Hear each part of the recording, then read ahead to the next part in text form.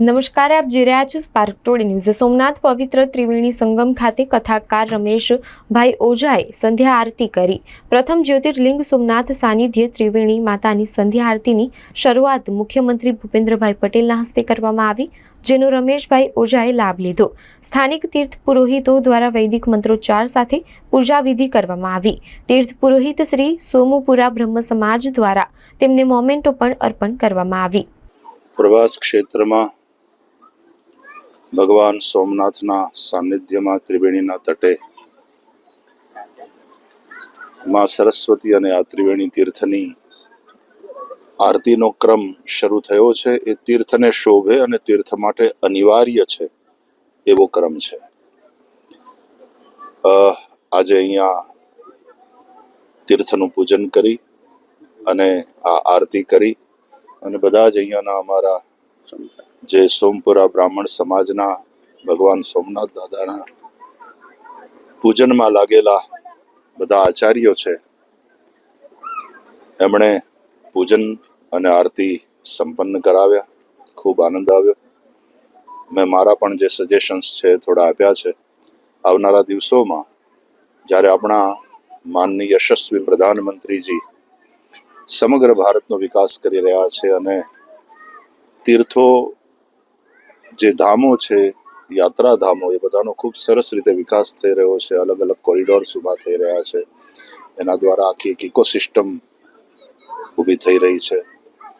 ત્યારે સોમનાથ ધામનો પણ ખૂબ સરસ રીતે વિકાસ થઈ રહ્યો છે।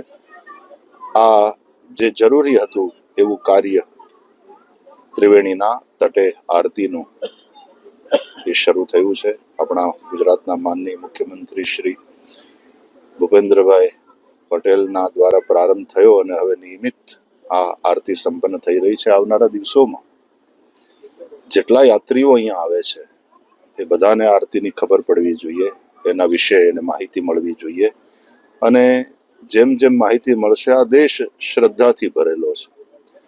ભારતમાં બીજી બધી ભૌતિક સંપત્તિ તો છે જ, હજી ઘણી બધી સંભાવનાઓ છે, પણ શ્રદ્ધા ખૂબ બલવતી છે અને તેથી લોકો એને જોડાવાનું મન થાય। સંધ્યા સમય બધા અહીંયા ત્રિવેણીના તટે માં સરસ્વતીની અને ત્રિવેણી તીર્થની આરતી કરી થોડી વાર પ્રાર્થના કરે અને સમગ્ર વિશ્વના કલ્યાણ માટે વિનવે। સર્વેત્ર સુખિનઃ સંતુ સર્વે સંતુ નિરામયાઃ સર્વે ભદ્રાણિ પશ્યન્તુ મા કશ્ચિત દુઃખ ભાગ ભવેત। સનાતન ધર્મના લોકો આપણે પ્રકૃતિની પૂજા કરનારા છીએ।